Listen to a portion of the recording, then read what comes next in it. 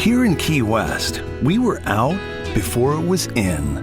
In this open and inclusive paradise, you can be yourself, make new friends, and savor our live and let live vibe. With LGBTQ plus friendly accommodations, our legendary nightlife, and year-round activities and events, it's always a good time to come as you are. Key West, close to perfect, far from normal. You know what I could really go for right now? Literally anything that comes in a McDonald's carton, wrapper, or bag. Or a McDonald's cup. Yes, any of those items should do it. We've got your cravings covered. Now stop in for the flaky Filet-O-Fish, the crispy snack wrap, or large fries for just $2.99. Limited time only. Price and participation may vary. Cannot be combined with any other offer. Ba-da-ba-ba-ba.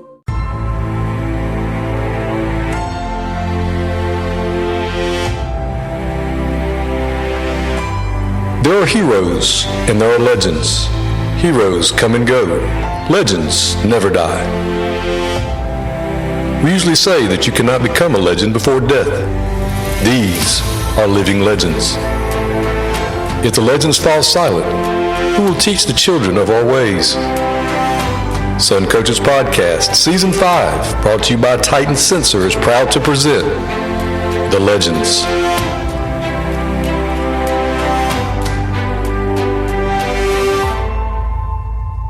Sun Coaches is proud to partner with Titan Sports for the next 4 seasons on Sun Coaches Podcast. Titan GPS delivers technological superiority and improved player performance through wearable GPS made for high school football and strength and conditioning. From speed training to athlete recruit to workload enhancement, Titan is the easy-to-use yet comprehensive GPS tool to get it done.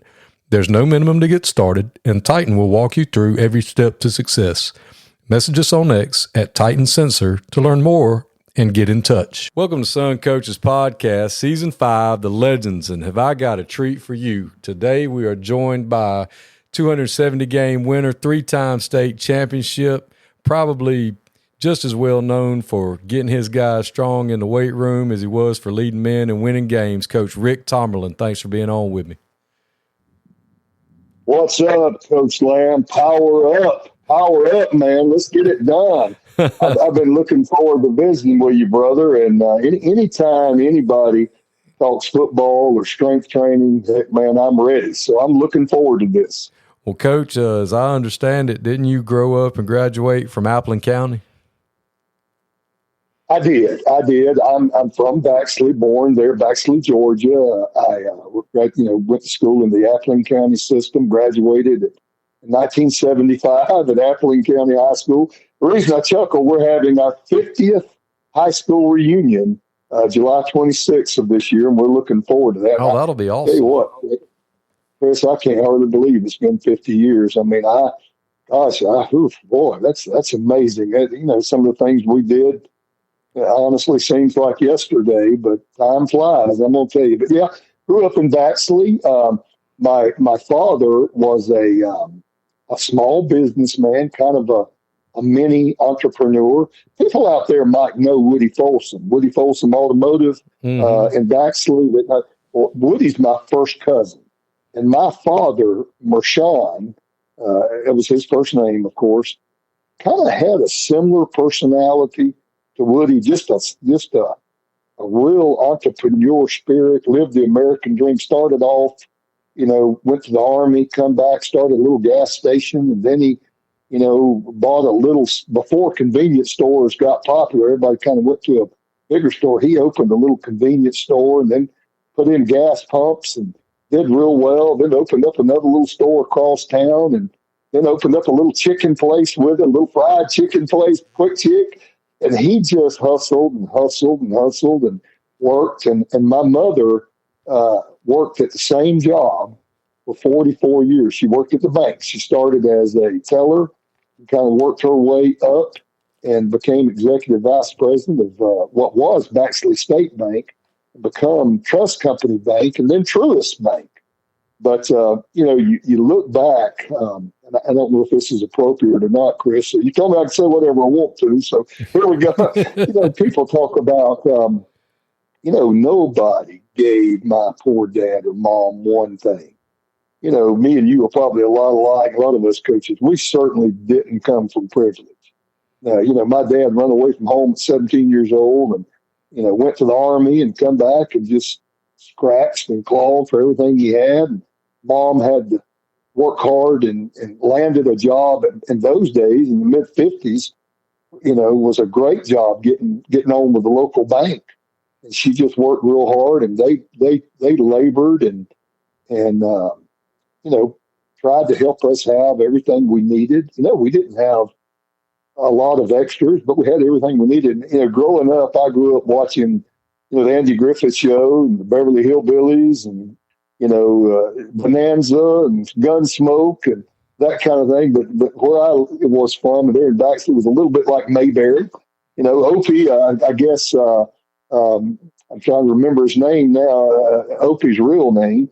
It's about my age, actually, so I could identify with some of the things we saw on TV and still watching the Ron Howard's his name. I knew it'd come to me. Some of the things that they went through reminded me of growing up in Baxley. Heck, I used to walk to practice. I played a Little League baseball, and, it'd be practice would be at 4 o'clock, and I'd, either walk across town or get on my bike. So, see, my dad was great. I called him Buddy. His name was not Buddy, but he told me when I was a little fella, we were best buddies, would always be best buddies. So I called him Buddy. I said, I'll see you, buddy. I'm going to practice. I'd ride my bike across town, go to practice, ride it back home. And you couldn't do that nowadays, obviously, for obvious reasons.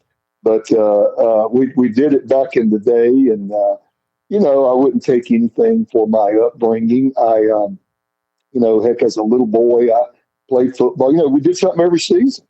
Played football in the fall, played basketball in the winter. We played baseball and ran track in the early spring and played baseball in the summer and did that until we didn't know any better, And in middle school, we integrated schools in 1971. And I don't want to say this the wrong way, but I think people will understand where I'm coming from. Back then everybody was saying, well, how's this going to be? Our black kids and our white kids going to school together. What's that going to be? Man, I couldn't wait. I thought this will be great. Man, we're going to have all the white kids and the black kids. We're going to have a better team. We're going to have more kids out for football. We're going to have more kids on the baseball team, more kids to play with. So looking at it from a sports standpoint, I thought it was great. And we blended. We never had racial problems there. We blended and loved each other. And I remember as an eighth grader, we did something that no team in Appleton County history had ever done in football. We actually beat Wayne County. We beat them twice that year. And we thought we were pretty special. We thought we had a pretty special group of athletes there. And,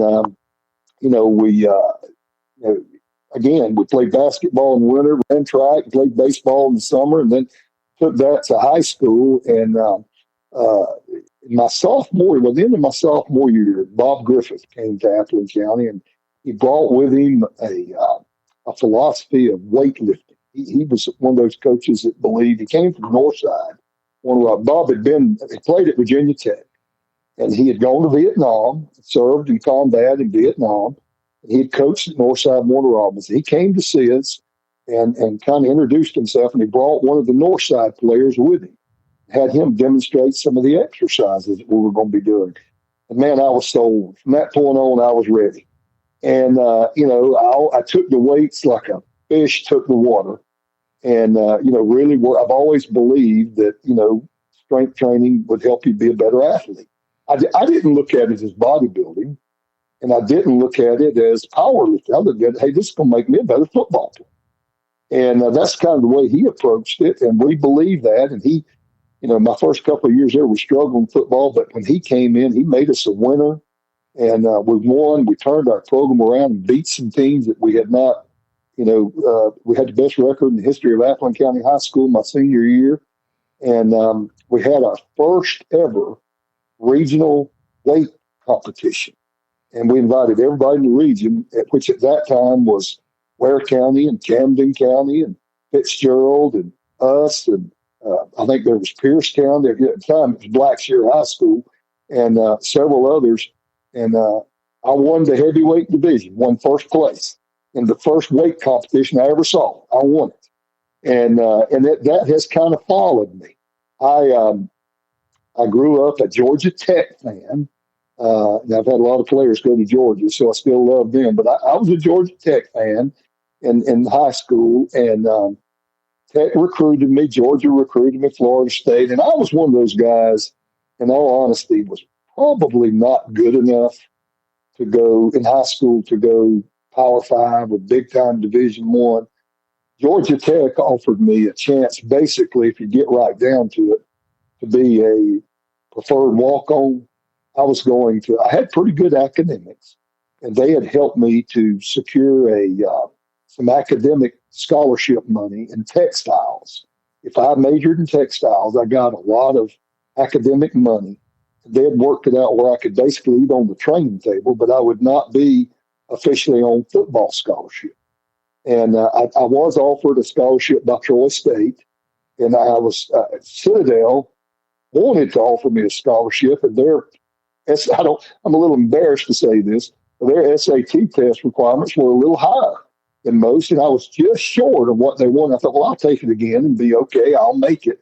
And Bobby Ross at the time was head coach at Citadel, and Frank Beamer, who became a real famous coach at Virginia Tech, actually recruited me from the Citadel. But in the meantime, UT Martin called me, and they were, at the time, the Gulf South Conference. And they said, hey, we're going to offer you a full scholarship. You're one of our premier recruits. We think you can play as a freshman.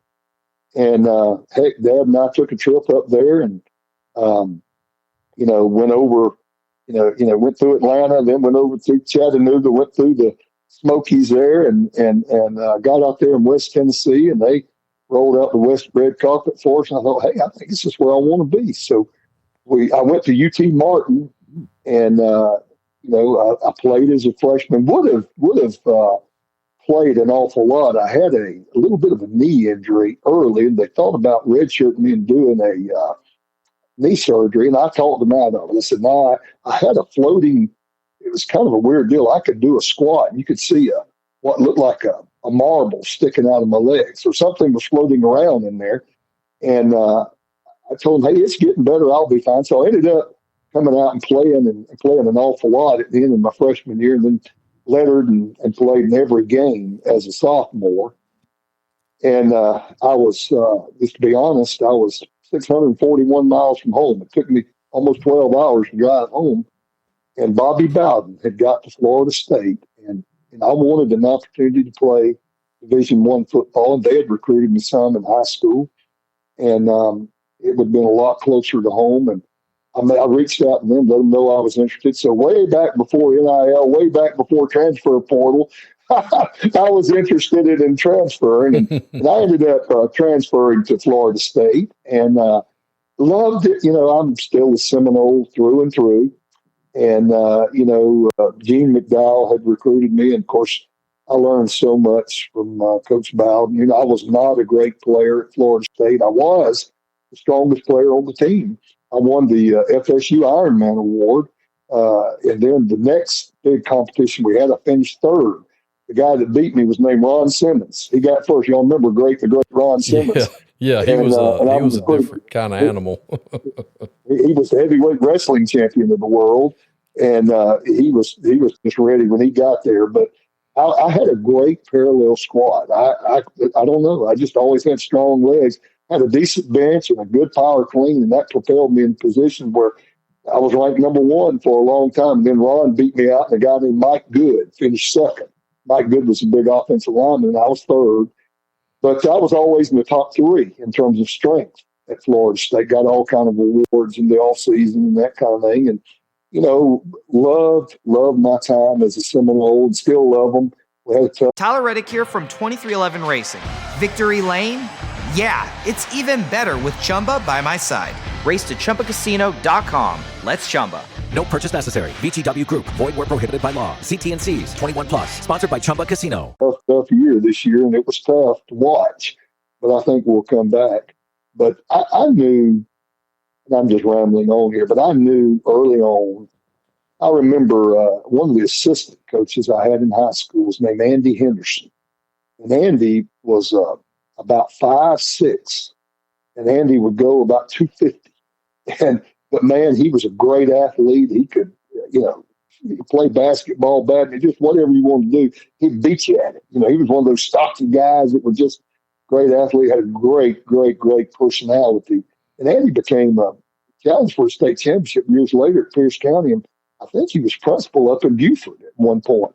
But anyway, this was early in his career. And he and I were walking together one day, changing classes. And he was always very interested in us. He said, well, Rick, what's in your future? And I said, Coach, I think I want to be a high school coach. I think I want to coach and teach. He said, man, you'd be great. I want to encourage you to do that. So, and from about 15 years old, that's kind of what I set my mind to do. And honestly, Chris, that's one of the reasons I decided not to go to Georgia Tech. I loved Georgia Tech and wanted to go there, but I knew that if I wanted to coach and teach, they did not offer physical education or anything of that nature. It had to have been some type of business ed or business. I'd had to have, actually it's called industrial management. I would have had to major in industrial management, then tried to go somewhere and get some type of education add-on, and that would have made things more difficult. So that's one of the reasons I went to UT Martin. UT Martin is in the university system of Tennessee, and it was much like the university system of Georgia. So you had, you had about anything you wanted, and Florida State was the same way. So it was easy to go there and just major in physical education. I got a minor in driver's education. And then I graduated in 1980. We played in the 79 Orange Bowl. We played in the 77 Tangerine Bowl. We went 8-3 and didn't play in a bowl in 78. And in 79, it was actually, we were 11-0, played in the 80 Orange Bowl against Billy Sims, J.C. Watts, that bunch from Oklahoma. And that was our only loss. They beat us in the Orange Bowl that year. And I had made, I did my internship at Panama City Mosley High School. Guy that had been a graduate assistant at Florida State when I was there had coached me, actually. His name was George Dean. He became a very successful coach in South Georgia. He coached at Cook County, several places. George is an outstanding coach. But anyway, he saw me that I was looking. He said, why don't you come do your internship here? And they wouldn't let me. Florida State wouldn't let me go to Georgia to do it. So I thought, well, you know what? I couldn't find a better place to go than Panama City, Florida. So I went to Panama City Mosley High School, man, and did my internship for, about 14 weeks there with George Dean and that bunch. And heck, I worked for him just like I was full-time on the staff. I mean, I'd help him run the weight room. We'd go to primary. We'd do everything, just like you were on the staff. And, I learned a lot, honestly, from George. And then, when I knew that I needed to find a job, and it was late in the year. It was in the spring of the year. And my first thought was I really wanted to coach for Bob Griffin. Bob had been my high school coach, and I just loved him, loved his philosophy, loved the way he did everything. And he, at the time, was at Colquitt County. And he wanted me. And Appling County wanted me, a guy named Kendall Keith, who had been a great player at Georgia.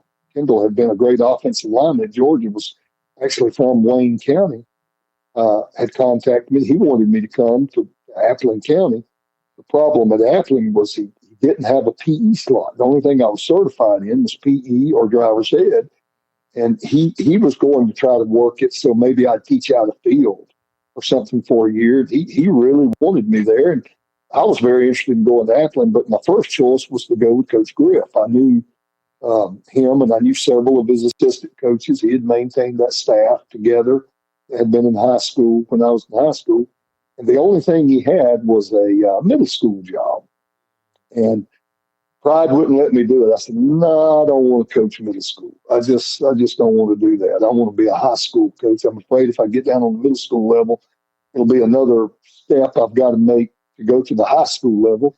So I had contacted, through Gene McDowell, contacted Bruce Bennett at Ware County. And Bruce had been an All-American player at Florida. Had been a safety and played at Valdosta, won state championship with Wright Bazemore, and had been a successful coach at Fernandina Beach.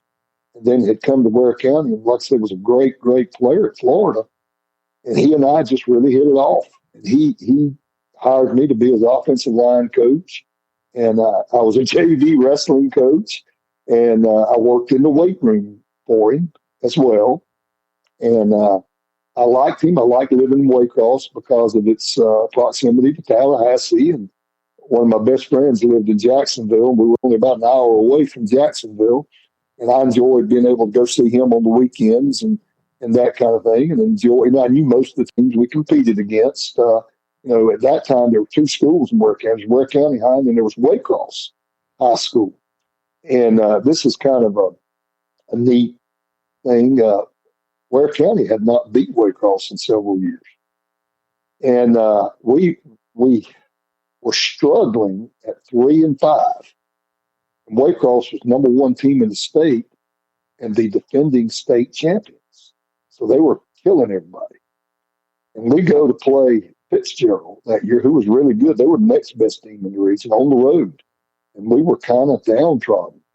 And there was just a little running back named Larry Mortensen that had been primarily a backup to another guy we thought was probably a little bit better.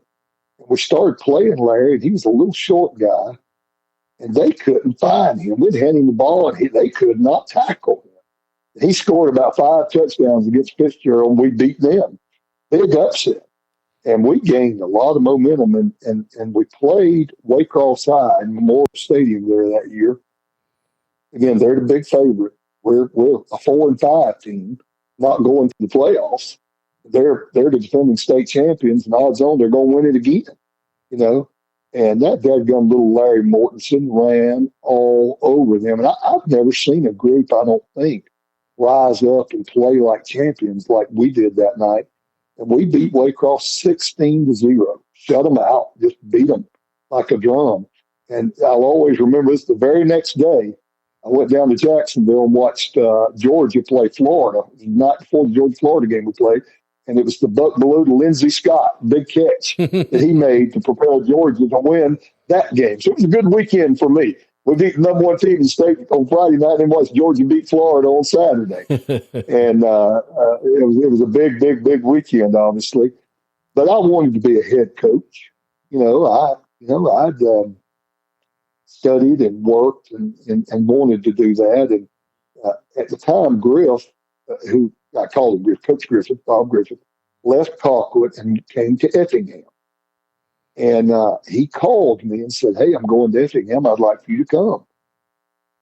And I thought, well, I like it here at Ware County. I like Coach Bennett, but I've always wanted to coach with him. And I had just started dating Angela, who would eventually be my wife. And I thought, well, let me, he said, well, come on over here and see what's there. So I went and got around him and Buddy Sorrow and Dwayne Newland and Max Braun, and I knew all those guys real good, and it was going to be a real, he said, you can come in here and be my strength coach. You can be my offensive line coach, kind of a co-offensive coordinator, and you can start a track program. They don't have it. You'll be the track coach. I thought, yeah, okay, yeah, I'll do that. And I came to Effingham, and man, you talk about, at the time, Effingham's a great place now. Effingham, in fact, Rankin, where I live, was voted by one publication as being the best place to live in the state of Georgia because of its proximity to Savannah, I-16, and I-95, and the growth that's here with the Hyundai plant and Pooler and all of that. But back in those days, it was considered Savannah River Swamp, man. I mean, it was way back in the boonies. And they did not have a great football tradition. And to give Griff credit, he built a pretty good little program here, a very, very good program here. We struggled our first year, I think, with 2-8. And then, we just kept working and we turned it around and made it into the playoffs. And coincidentally, the team that beat us in the playoffs was Washington County. I didn't know I'd go there and be the head coach for a long time. And that's where I kind of got to know them. But I started looking, the most important thing that happened to me when I first got this job, I was dating Angela. And, we got married. I came here and she was still living with her parents and then working. She's working in Jacksonville. And we were going to rent a little The head basketball coach was named Jim Long. He'd been here 20 some odd years. He was a veteran coach then. And he had a nice house, and behind his house, he had a garage apartment, bathroom, living room, bedroom, and all that. And then he had a big pool out there. And I thought, man, that'd be great. We'll live in the garage apartment. Angela have free access to the pool. We can go out and lay out by the pool with old Jim. He's a good old guy. He's not going to charge me much money. I'll work, coach football, be a great life, And a friend of mine was living up in Charleston, and he and his wife got a starter loan and bought a brand new house. And we had visited them. We'd gone up and visited them at several times. And I thought, I just wondered, heck, if I could buy a house, maybe I could, instead of renting, put equity in my house. So I looked around, and they were building a tract of houses here in Effingham, brand new. They were FHA, Farmers Home Administration. And the guy encouraged me to apply for a loan. He said, these are going to be hard to come by. Now, if you qualify, you're going to want to get one of these. They were brand new, all brick homes. They were small homes, only 1,100 square feet, but they were beautiful, all brick. So I applied, and I qualified by $5. So we bought a house here. And it was a good move, because when we sold that house, that enabled us to have equity and buy the houses we had from then on. Now, we would have probably loved living in Jim Long's garage apartment, now, to be honest with you, but I think it did help us financially to buy our first house. But we got married in July, and Angela moved up here with me and moved in a brand new house, a brand new small home, and we coached here with Griff and learned a lot. I've been going on and on. You want to jump in there and ask me anything, man, before I keep going? No, Coach, you're doing great. I usually go, and then where'd you go? What happened after that? I just knew, like I said, from the time I was 15 years old, I wanted to be a head coach. And I talked with Griff about it. Now, Griff was a great mentor. Griff was wise beyond his years. And I told him, I said, Griff, I love you. I love being here with you, man.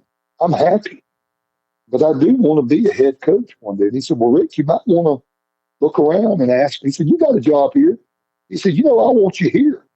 He said, but a lot of coaches look for years and years and years and don't have an opportunity to be a head coach. So go ahead and look. And I talked with two people. I talked with Jeff Davis, high school in Hazelhurst. And I love those people now. Now, let me clarify something from what I'm about to say about them. My high school roommate, my college roommate at Florida State, Mike Stewart, was from Jeff Davis. I love Mike. He and I were like brothers. And we grew up playing Jeff Davis, big rivalry. And so I felt like people in Hazelhurst, Jeff Davis, were basically family. They were practically home folks. Step into the world of power, loyalty, and luck. I'm going to make him an offer he can't refuse. With family, cannolis, and spins mean everything. Now, you want to get mixed up in the family business. Introducing The Godfather at ChumbaCasino.com. Test your luck in the shadowy world of The Godfather slot. Someday, I will call upon you to do a service for me. Play The Godfather now at ChumbaCasino.com. Welcome to the family. No purchase necessary. VGW Group. Void where prohibited by law. 21 plus. Terms and conditions apply. Well, because of that, I talked with him and applied at Jeff Davis, and I applied at Little Troutland High School in Soperton. Well, when I went to Jeff Davis, and I don't know any other way to say this, they treated me like I was some young kid that was still wet behind the ears. Yeah, you're an assistant coach. You're just not ready yet. We're going to go with a man that's got head coaching experience. You ain't there yet, Rick. Basically, that's what they said. And Troutland, the superintendent's name was Gary Walden. And he and I just hit it off. And I remember him looking at me real hard, and he what-ifed me. What are you going to do with your assistants? What are you going to do about the JV program? What are you going to do about the middle school program? Heck, man, I just shared my vision with him. I just poured it right out. And I talked with him about the strength program, about getting kids out. I said, man, I'm going to walk the halls. If they can walk and chew bubble gum, I'm going to ask them to play. I'm not going to take no for an answer. We're going to get them out there. And I'm going to encourage them to come out and be in the weight program. We're going to develop them. We're going to make them bigger, faster, stronger. We're going to get them out there. And I think it'll help. And he bought in, thank God, and he asked me to come be their coach. And I took the job at Tomberlin High School, and we lost our first 3 games. We started off at Lions High School, and this is a funny deal here now, kind of an eerie deal. My first 3 jobs as a head coach, I scored the first play of the game. The first play I ever called was a touchdown. We scored first against the Lions. It was Lions High at the time. They're Toombs County now. And we fought and fought and fought. And they outlasted us. They were a division bigger than us. They were double A. We were single A. And they beat us. But everybody kept talking. I never thought there was much comfort in losing. They were like, man, y'all fought your butt off. Man, y'all played hard in the fourth quarter. Man, you'd like to have won that game. And then our second game, we played East Lawrence, and a guy named Sheldon was head coach. They were a bigger school. We go up there and got beaten a real close game. Just a super close game. And then our third game was against Metter. And Metter was really good at the time. We played them over in Metter and, again, fought real hard, and they beat us in a real close game. And we're sitting there at 0-3. And you're talking about having a gut check now, Chris. And I'm thinking, dang, I've never won a game as head coach. We got Savannah Country Day coming in here.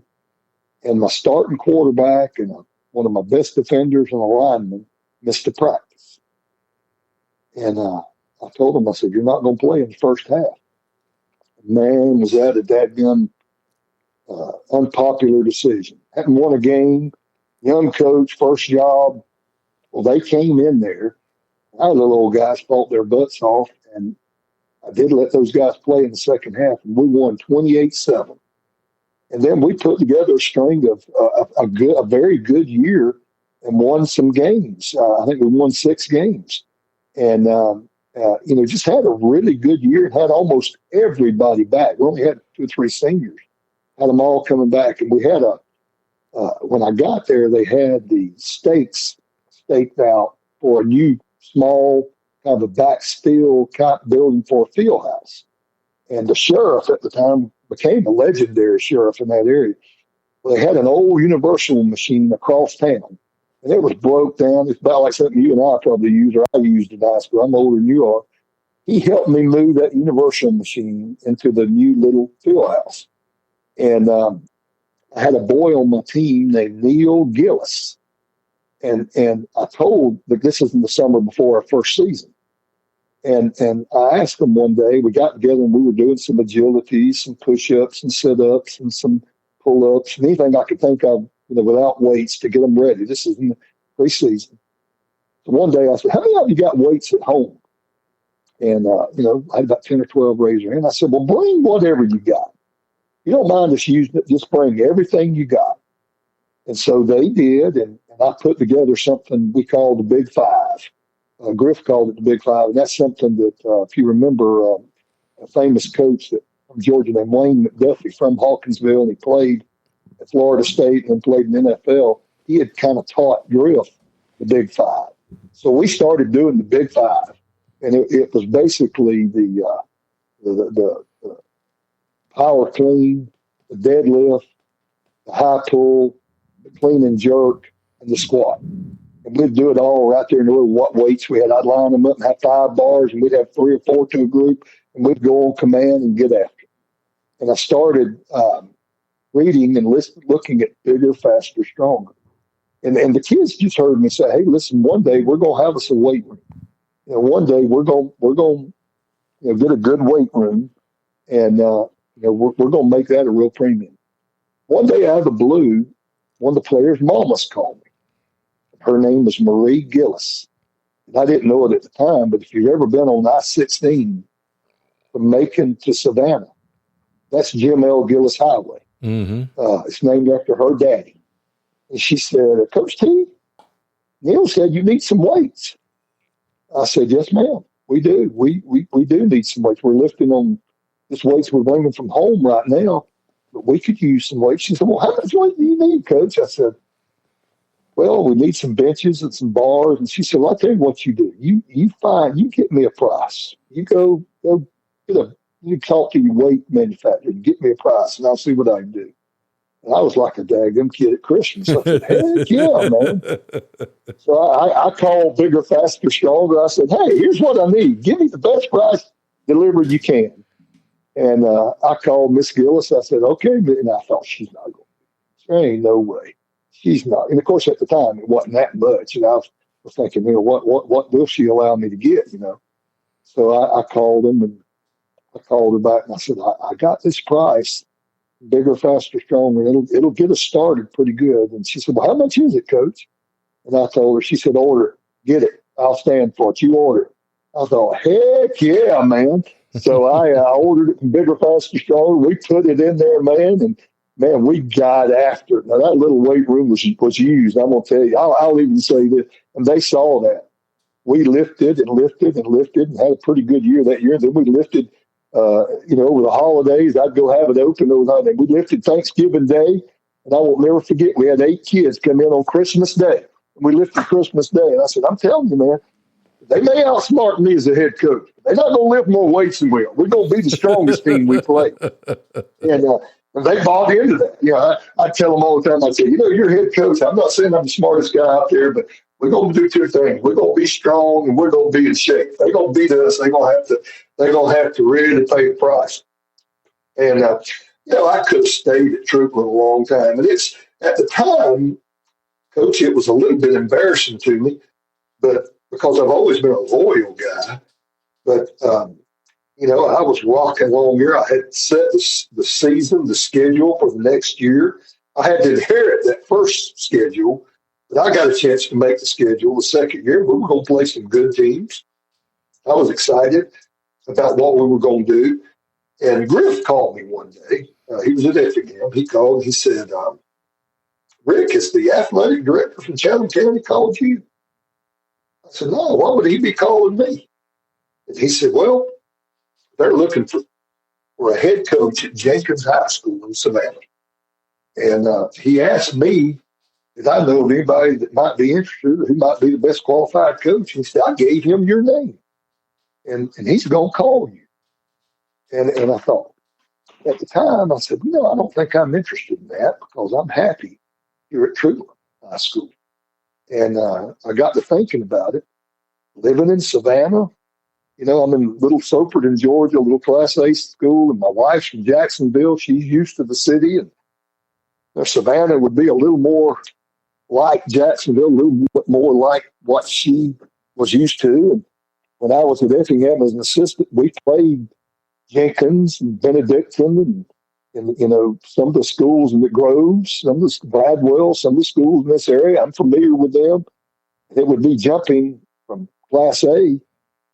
And then at the time, the highest class was 4A. It'd be jumping to 4A. So I thought, well, heck, I might be interested in that. They called me and asked me to come interview, and I did. And the principal's name was Don Stewart. And coincidentally, my roommate at Florida State was his cousin. Mike Stewart was Don's cousin. We roomed together at Florida State. And he offered me the job, and I accepted, and I came to Jenkins. And Jenkins High in Savannah, HV, Herschel V. Jenkins High School. And again, we moved and bought a house there and tried to do the same thing, got as many out as we could and really made a premium in the weight room and tried to hire good coaches and that kind of thing. And, Savannah's a great place to live, wonderful, wonderful place to live. And Mr. Stewart was a great principal. He and I were great together. We had some real obstacles there at Jenkins. Number one, you were basically a double-A school playing in a 4A league. All the schools there opted to play up because of travel. So if you got into the playoffs, you were probably going to play somebody that had quite a bit more in terms of enrollment than you did. Secondly, there were a lot of schools here. You go look at all the schools in Savannah, Chatham County, and Savannah had been at the time a big private school town. I mean, you had Benedictine, you had Savannah Christian, you had Calvary, you had Country Day, you had Memorial, you had Bible Baptist. You had a lot of schools there that, recruited athletes out of middle schools and the rec program. So you had to hope you'd get what you were supposed to get. And back in those days, they still bust kids. And again, I don't want to say anything wrong here, but you got your white kids from one side of town and you get your black kids from another side of town. I never quite understood that. That's the way it was at Jenkins. And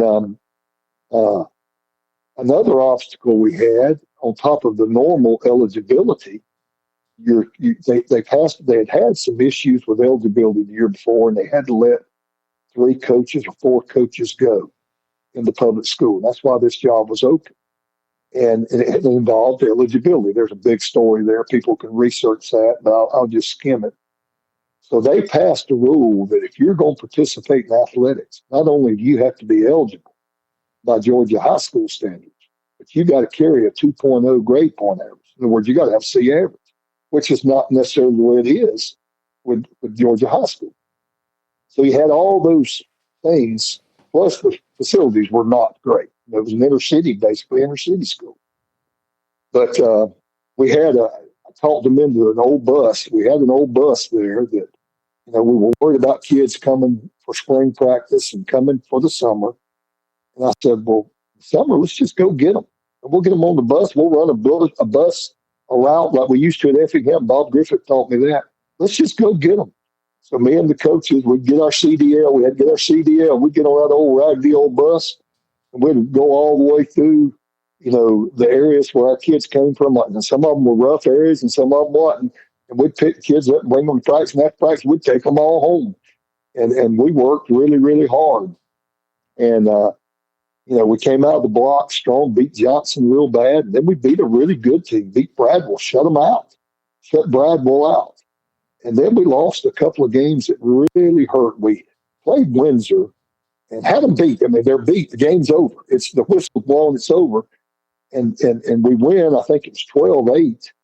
We didn't play very good. Just one of those games. We played horrible. But and I'm walking across the field to shake the coach's hand. And I said, well, there's a flag on the last play. Tyler Reddick here from 2311 Racing. Another checkered flag for the books. Time to celebrate with Chumba. Jump in at ChumbaCasino.com. Let's Chumba. No purchase necessary. VGW Group. Void where prohibited by law. CT&Cs. 21+. Sponsored by Chumba Casino. Oh, what? And we got to replay the last play. So as fate would have it, they scored a daggum touchdown. Oh no! They beat us 14-12. And man, that was hard to swallow. Man, I had to go. I was coach of the week against the Bradwell, and I had to play a game. We had to go to the touchdown club meetings that haven't just lost the game. And I don't know if people out there, it's insane the way you feel when you lose. It is. It's insane. You feel like you've got a death in the family. And back in the day, I mean, I just put all the blame on my shoulders. I always felt like, we'd have won if I'd have done a better coaching job. We'd have won if I'd have called a better game. We'd have won if I hadn't worked them quite as hard as I worked. I mean, I'm thinking, oh, man, it's me. It's not those kids. It's me. And you just feel like it's ridiculous. You feel that terrible. That's how I felt that whole week. We played Savannah High. We had to go to Grayson Stadium, which was the first time they played in Grayson Stadium in a long time. Played on Saturday night. We get there. They put us in the long locker room. So we got to go change locker rooms right before the game and move everything. And just was completely discombobulated. And we got beat there. So we're 2-2. And I'm thinking, man, I don't know. Everybody's asking questions like, I just don't know about this new guy. I don't know. But we put on and we won about 6 straight and played great. And we played Benedictine the last game of the year. They were really, really, really good. Jim Walsh was the head coach there. And we just played super and played in Memorial Stadium. It was like a state championship environment. It was a packed house. I don't, all the state championship games I've ever played in, they're all great environments, almost electric. Well, this was like, it was electric. Jenkins and Benedictine had been big rivals. And as it turned out, we're tied.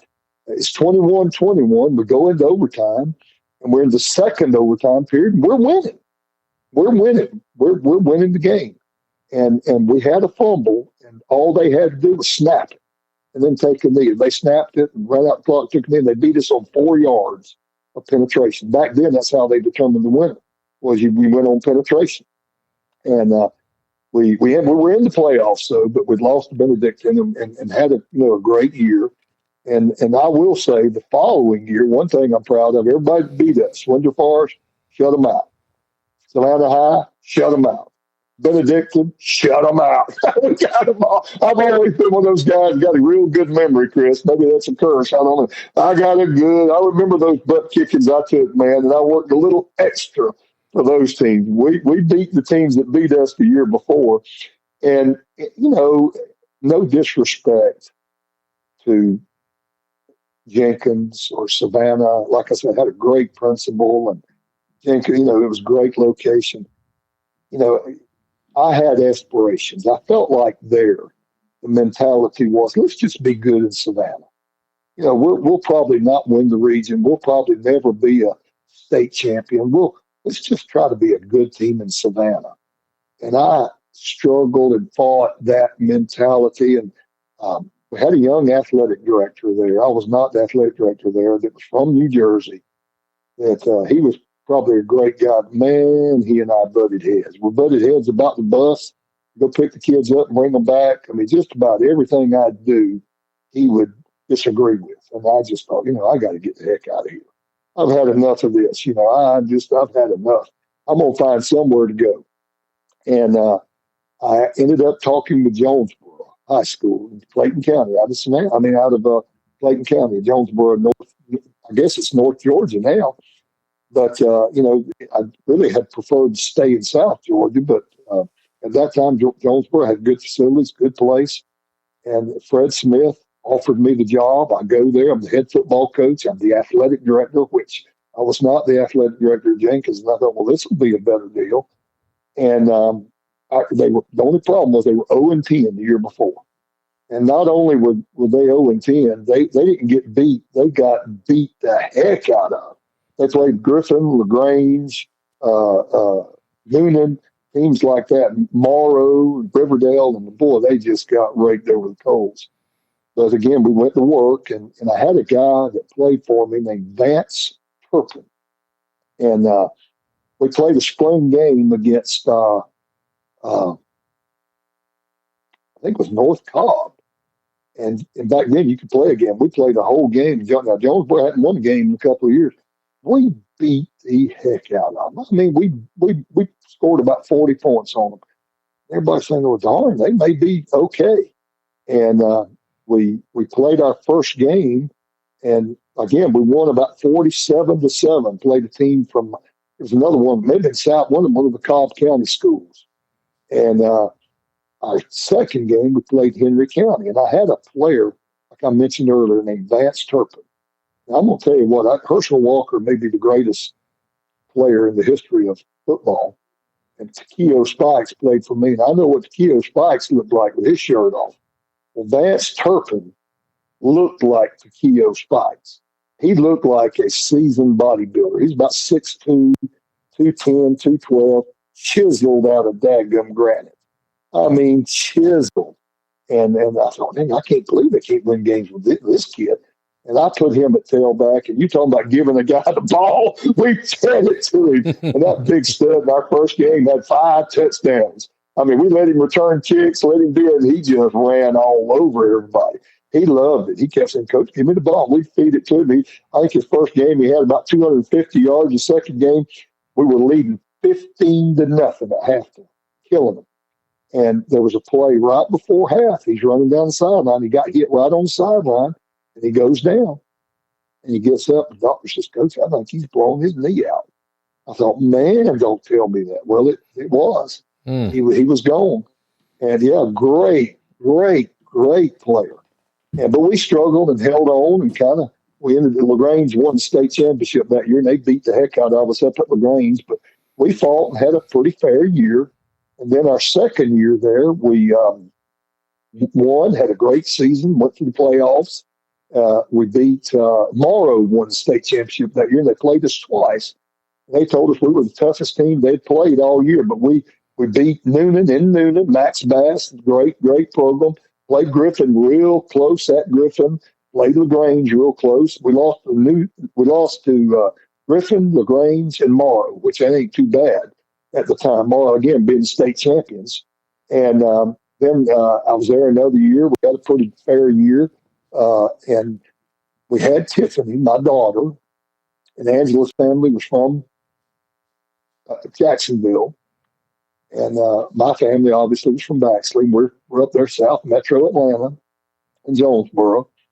And I thought, I'd like to be a little closer because when we'd go home to Jacksonville, the Angela's family, it was 5.5 hour drive.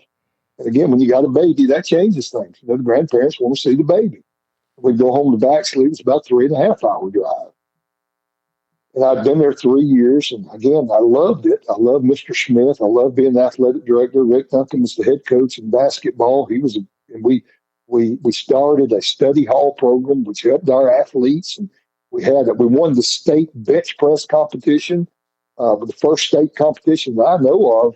We had at Jonesboro. We won the state competition that year, and it felt like we were building something pretty good. Well, I applied at two jobs, two places.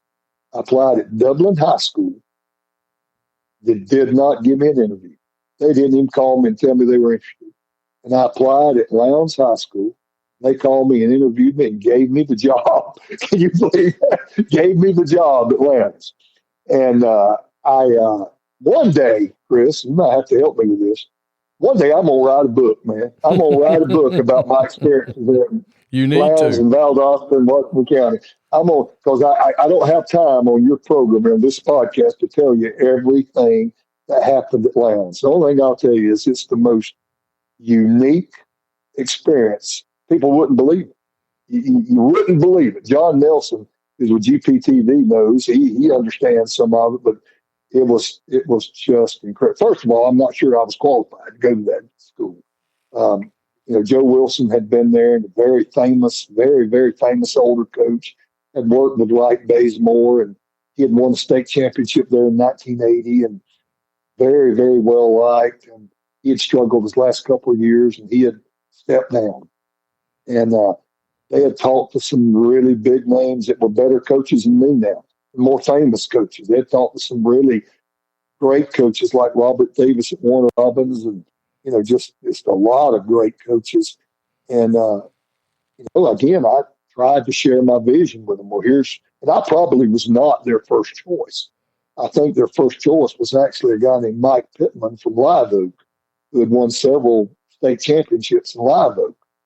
And when Mike didn't take it, or whatever happened there, I'm not sure what happened, they offered a job to Butch Brooks, who was at the time at Washington Wilts. And he had been an assistant offensive coordinator for Wright Bazemore at Valdosta. And that didn't work out. I think I was actually third, and they offered me the job. And they called me and told me how much money they were going to pay me. And I thought, heck yeah, I'm coming, man. You got me. I'm coming. It was about double my pay, actually. And when I told Angela what I was going to pay, she said, "You get paid." She said, "You're kidding. It wasn't much. In today's world, it wasn't much. But at that time, I mean, man, we were barely making it. We didn't do anything. We didn't go on vacation. We didn't do anything. We were struggling to make it. And Lowndes were actually going to pay a little bit more money than I was used to paying. But how to delicately put this, to say that was a political hotbed would be the grossest understatement in the world. I think whoever they had hired then, whether it had been Butch or whether it had been Pittman or whether it had been Robert Davis, I think whoever had gone in then, it would have been a real challenge. I'm not saying they couldn't have done it, but it would have been a challenge. There were some real divisions there. The touchdown club didn't like the superintendent. He didn't like the touchdown club. They hired a brand new principal, and they were leery of him. And it was just a divided mess. And every decision hung in balance. And we struggled our first year there. And then we won 6 games my second year there. And that kind of bought us a little bit of time. The third year there, we won 7 games, and we lost the 3 games we lost. We lost to Valdosta. We lost to Hawkwood in overtime. And Valdosta had been the state champion the previous year. Hawkwood won it that year, but we lost to them in a real close game at Colquitt County in overtime, and we lost to Tifton. That was our 3 losses. And they let me go. and they told me that they were going to go elsewhere for the head coach. And I thought, man, I've really, boy, this is a tough go. I mean, I considered a lot of things at that point. I thought, well, do I need to get out of coaching? I was head coach at Lowndes, system head coach. We had 2 middle schools that were under me and had a great staff. I didn't teach classes other than our strength training classes. And, one thing I'm proud of, my last faculty meeting with the teachers, they gave me a standing ovation at Lowndes, standing ovation. And when the kids found out I'd been let go, they walked out of class. They left class, went to the stadium. And I had to go to the stadium and tell them to go back to class. I said, y'all please go back to class. You're getting me in trouble. And they did. They went back to class, but they walked. I don't know, 2,000 kids sitting in the stadium walked out of class. And, I really thought at that time, man, I don't. Hey, it's Bubba Wallace from 2311 Racing. You know what feels like forever? Sitting on a plane waiting for takeoff. Good thing I've got Chumba Casino. With daily boost and social casino games on tap, this is the kind of fun that makes time fly. Why not turbocharge your downtime? Play now at ChumbaCasino.com. Let's Chumba. Sponsored by Chumba Casino. No purchase necessary. VGW Group. Void where prohibited by law. 21 plus. Terms and conditions apply. Well, where I'm going to go. And that's the story I was telling you, I think, before we started our interview. I didn't have time to really apply anywhere.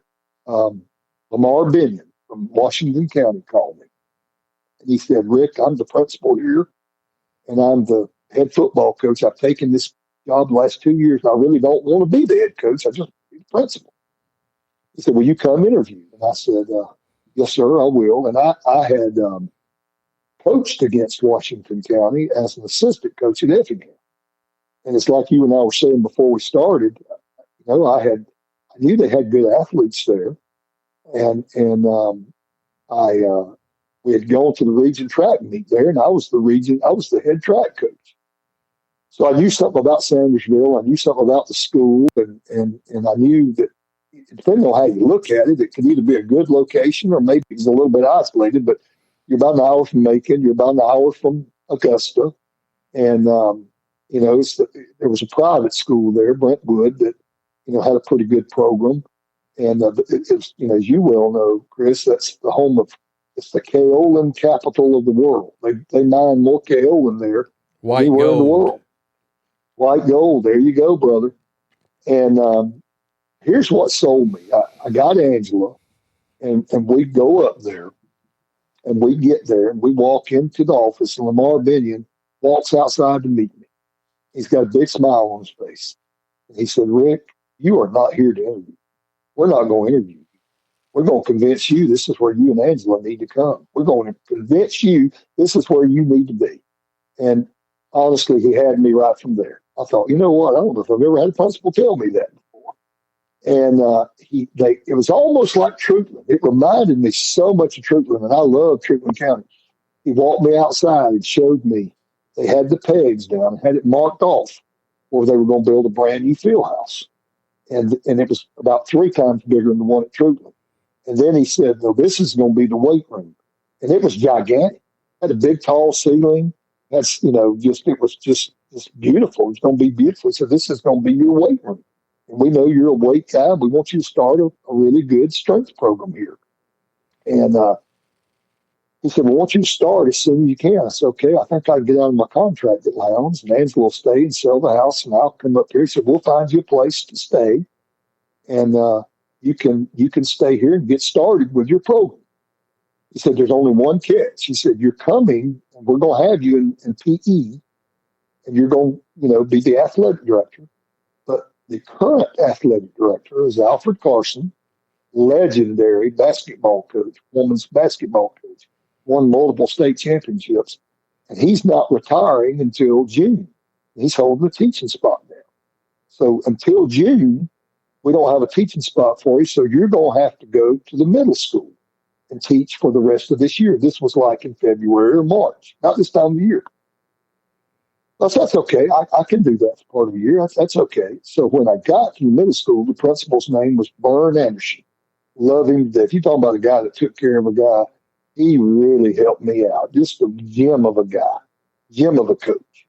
And but the problem was I had to teach 6 reading classes to behavior disordered children. That was what I had to teach when I first got there. I had an old middle school teaching 6 reading classes to behavior disordered children. And I got there and started doing that. And I'm thinking, man, I have stepped off the mountain. I left Lowndes High School. That stadium set 13,555 people. I'm system athletic director. I don't teach a class. I coached Randall Godfrey, Jeff Thomas, and some great players. And here I am at this old broke down middle school teaching 6 reading classes to behavior disordered children. But see, I think the Lord works in mysterious ways. I didn't know that right down the road that I had Takeo Spikes, Robert Edwards, Terrence Edwards, George Eck, those guys ready to go. I didn't know our first 3 years there we were going to go 41-3, and we were going to win the state championship and go 15-0. Might have been the greatest team in the history of high school football. I didn't know all that. All I knew was, man, we're facing a challenge. Our first day of spring practice, we get out there on the field, and we're doing some specialty. You know what special is. You know, when you snap and kick and all that. Nobody knew how to punt. So I drafted about 5 players. I said, hey, listen, I'm going to teach y'all how to punt. We got to find a punter. So we go out there and we're going to punt. And I will never forget, Chris, the first time they tried to punt, all 5 of them missed the ball. They couldn't, none of them kick a ball. All 5 of them missed. I thought, dadgum. But one thing that gave me a little hope. One thing gave me some hope. We did specialty, and we got them together and divided into 3 groups. We had an offensive group. We did an Oklahoma drill. You know what Oklahoma is. We had 3 groups. We had the dummies down. Then we had a blocker and a defender. Then we had a receiver and defensive back and a ball carrier. And you know, you're trying to evaluate who's going to pass the lick. You know, who's going to come off the block and make a tackle? Who's going to throw a block? Who's going to run hard? And we started practice with Oklahoma. We'd do one group, then we'd turn around and do the other group, then we'd turn around and do another, then we'd start back the first one again. And I've never seen kids respond like they did. They thought we had invented a new way of practicing football. They thought, man, this is great. We're out here getting after it, man. This is great. And, I mean, they would pass a lick and cheer and holler. And I thought, oh, these old guys may be okay, you know. And after practice, they were saying, Coach, we're going to do this tomorrow. We're going to do Oklahoma tomorrow. I said, yeah, we're going to do it tomorrow. So you know, I thought, these little boys like to hit. We may be okay. And dadgum, if we didn't start out the block, like I said, the first play I called that year was a touchdown. And we beat the heck out of Dublin. I mean, we beat them convincingly. And we won 14 straight. Won 14 straight games. And we go down and play Mitchell Baker in the state championship. Now, this was before you played in the Dome. You had to play at somebody's home field at the time. And we played in Camilla against Jack Johnson and Mitchell Baker and played hard. They were really good. They had a running back. We went to Texas, and they had a quarterback, Rayleigh, I think was his name, that had set all kind of Georgia passing records. And it was 12-10 with 4 minutes to go in the game. They were leading, and we were driving. And we had a little deal we'd do where we'd check off with our receivers where the guy was going to run a slant or a takeoff or an out, and the receivers and quarterback had a signal. And we miscommunicated, and their DB jumped around and picked it and scored. And then they got the ball back and scored again, and ended up beating us 27-10. In the state championship game. And old Jack was great. And I don't know if y'all know Jack. He was just great. Man, you've done a good job. Just, you know, he'd lose to anybody, but Jack and I were both from Macklin County, so he was just great. And the next year, we went 12-2, and we beat Dublin in let me back up now. First time Dublin beat us. We beat Greene County in regular season. Beat them 25-10, 25-11, something like that. And then we played Mary Persons and beat them about 2 touchdowns. And the state would have, we always got bad luck on the darn draw. I've never been lucky at all to draw. In the third round, the semifinal of the playoffs, This is before the Dome. Now, the year before they started playing in the Dome, we had to go to Mary Persons. Now, we played Mary Persons 11 times when I was at Waco. 14 years I was there, played 11 times, beat them 10. That's the only time they beat us. We played in the rain. It was 13-13. And we're winning on penetration. And then they got the ball, and we caused the fumble. We jumped on it. We got the ball. We thought, all we got to do is run out the clock. It's our game. Well, he ruled it wasn't a fumble. They ended up beating us on penetration. They go play Greene County, the team we'd beaten earlier in the year, for the state championship, and they win. I'm sorry, Greene County won. Greene County beat them. And we were the region champions, and Greene County was in our region. And I thought, man, that should have been our state championship. That should have been us. That should have been us that won that game. And it just left a real negative taste in our mouth. And Takeo Spikes came to me when we were training after that game, and he said, Coach, whatever it takes, we'll run as much as we need to run. We'll lift as much as we need to lift. We want to be state champions. And there were a few people that were saying, we've only been there 2 years. Well, they can't win the big game and all. So we used all that for fuel. And I'm going to tell you what now, I don't know if we were the greatest team in history. I would argue we were probably the best team in AA history because we scored 641 points that year and kind of broke the all-time state scoring record almost by accident. And I'm going to tell you now, it could have been a lot worse than that. I mean, we'd be leading 49-0 at half, 55-0 at half, and we'd play our JV. And what a lot of people don't remember, we won. We were undefeated about 10 years in a row on the JV level. We won an incredible number of games on the JV level every year, developing those guys. And we'd bring that little JV in the second half. You know, you could play 6 quarters a week. So you could play a 4-quarter JV game and then play 2 quarters in the varsity game. We'd bring that little bunch of JV boys in there in the second half, and they would kick butt. You talk about getting after somebody now. They'd get after it. And like I said, we scored 641 points. We won the state championship, we beat Mary Persons in a real famous game 1 year afterward. And Dan Pitts at Mary Persons. They beat us the year before. Next year, we played them there and had a sellout crowd. People were in the trees. They were up on the hill. They were up in the trees. I think it was the most attended game in AA history. I think the history will say that. And we won the game. That was 35-13 there. And it was Dan Pitts' last game he ever coached. And then we went on to play Scriven, John Connolly, in the state championship. They had Andre Grace at I-back and a big old tight end that went to Georgia. Was a good player. And we ended up beating them 35-7 in the state championship game. And just a great that our slogan that year was knock down the door in 94. Well, we were bound and determined to kick down the door to the state championship. I will never forget, too, we take that little bunch of guys from Washington County. And for the first year, we played in the Georgia Dome, the semifinal, and we played Carrollton. We're 13-0. Carrollton's 13-0. And, they play a game before you play, obviously. We played a 3:00 game on Saturday. And we're there in the tunnel getting ready to run. And we run out, and the Carrollton band's right over us. And, man, they put out sound. It was great. It was great, but it was just like a college band. And here you got these little young men from Washington County. It reminded me of the movie Hoosiers.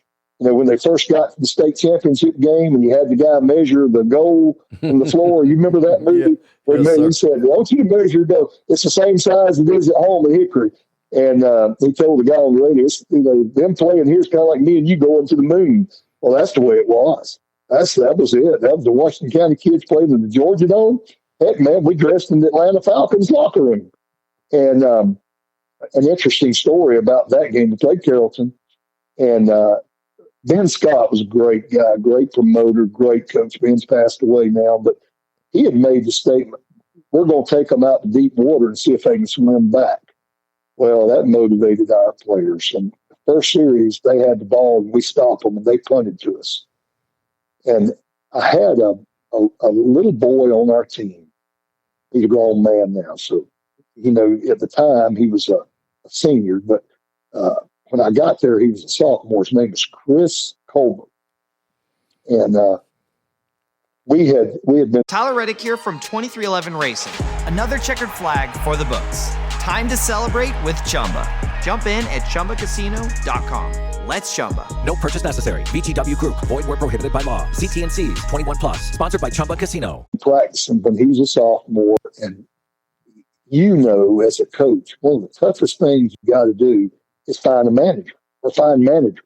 Find people that will help you clean up the equipment, get water, keep water going, and everything a manager does. Kind of help start one. He does a zillion things. It's hard to get kids to want to do it because really all you can do is offer them a letter and let them get in the game free and travel with the team, be a teammate. You really can't pay them anything, and not many people want to do it. So we were in need of a manager, and I thought, Chris Colbert's a little bitty fella. He's probably going to be JV only. I'll call him in and ask him would he want to be the manager and not play, just be the manager and get all the accolades the teammates get, the players get, but just be a manager. He happened to be in the weight room, and I was down in my office, so I called him. I said, Chris, come here, man, I'll talk to you. He comes running down the hall to me, big smile on his face, comes jogging up to me. Yes, sir, Coach, what you need? And I lost my guts. I just couldn't do it. I said, I just wanted you to know you're doing a great job, and I'm proud of you, son. You understand that? He said, yes, sir, Coach. So I said, you go on back to this place. I couldn't tell him I wanted to be a manager. And I'm glad I didn't, because on that first series against Carrollton, he's our punt returner. He's back deep. Carrollton punts to him, and he puts a Deion Sanders move on the guy and brings that son of a gun back 60 yards for a touchdown in the Georgia Dome. And one thing I like to tell people that was just super about that year, there were 2 punt returns in the Georgia Dome for touchdowns. Little Chris Colbert from Washington County had a punt return, and Deion Sanders returned one for the Atlanta Falcons in the Georgia Dome. That's awesome. He's in pretty good company there. He's in pretty good company. Again, I'm glad I wasn't stupid and asked him to be a manager. But I think we were known for our weightlifting. GPTV would come in, and the Atlanta Journal at that time was really good to us. Now, they kind of adopted us.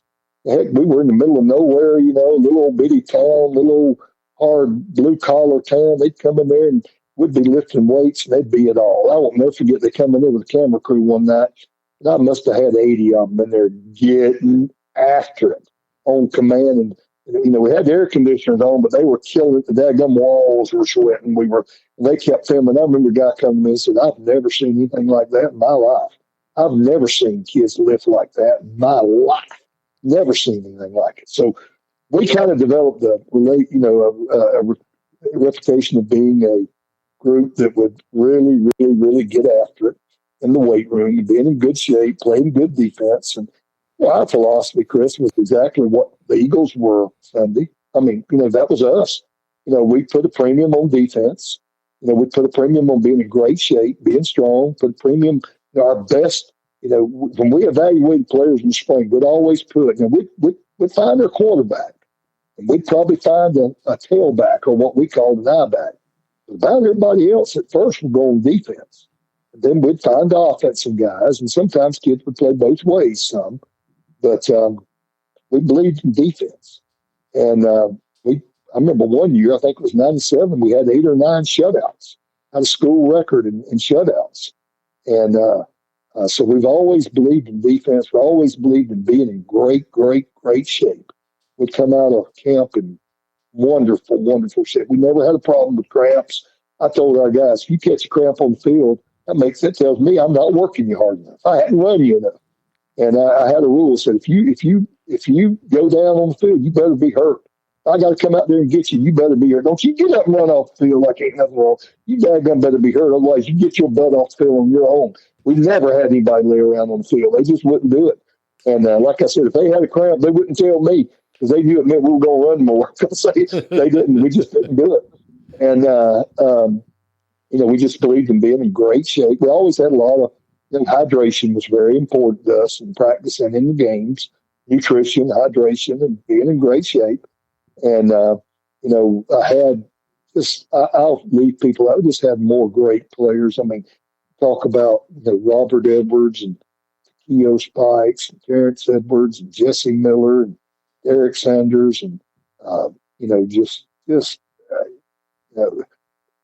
Just Vic Miller, Jesse Miller. I mean, just great players. Seth Watts, Lance Helton.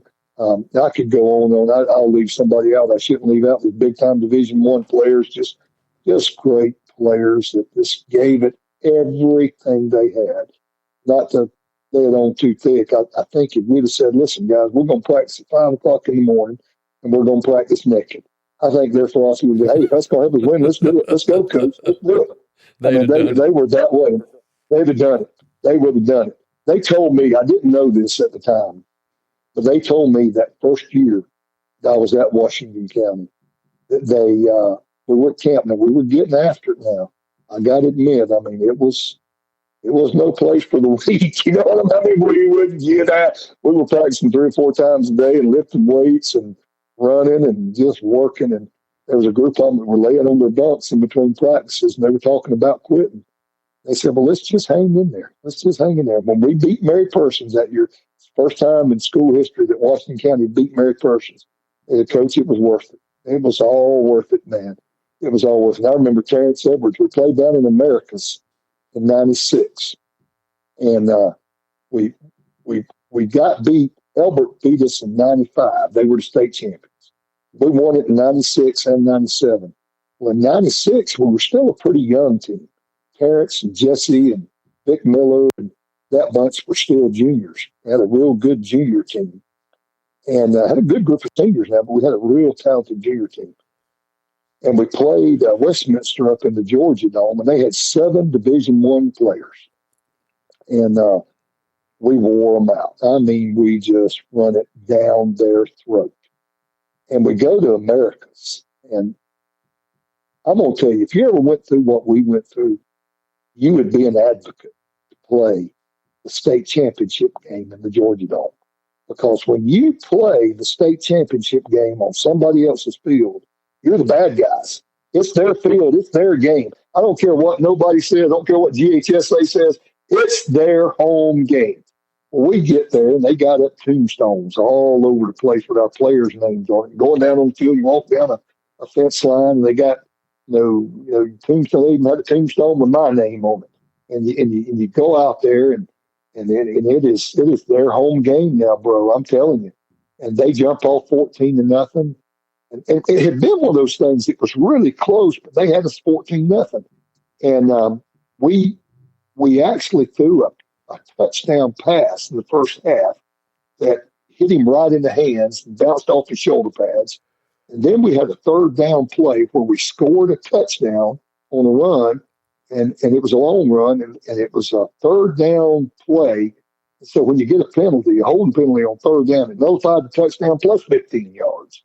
You know what I mean? So it called the touchdown back. We ended up not scoring, and they went in at half with a 14-0 lead, and we had scored. I think I'll stand correct, but I think that year we had been perfect in the red zone. We'd scored, had a good field goal kicker, had a great rush offense, and we'd scored every time in the red zone. Well, we got the ball first in the 3rd quarter and got in the red zone and got stopped for the first time all year on 4th down.